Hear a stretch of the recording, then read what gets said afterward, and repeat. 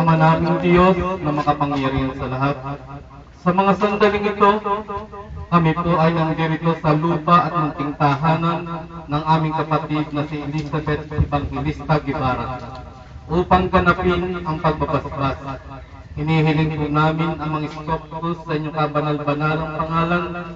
Pakialalayan po kami at pakikusinan yung banal na espiritu upang magampanan namin ang niyatang tungkulin sa aming mga balikan.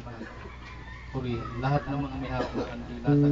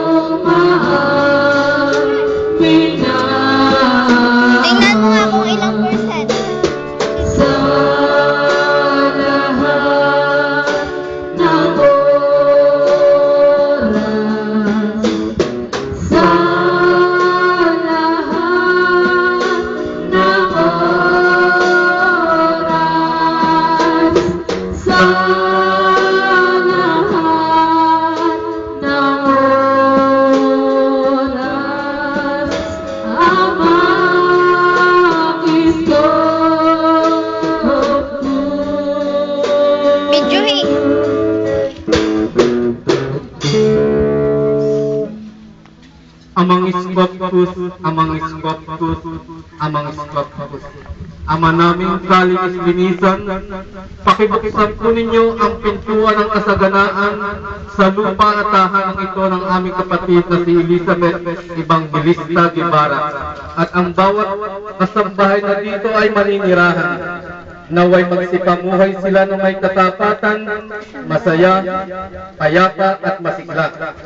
Ang mga butil ng bulaklak na ito na sagisag ng kalinisan ang kaputian, naway siya rin taglayin ng bawat isang nagmamay-ari ng tahanan ito at lahat ng titira sa tahanan ito.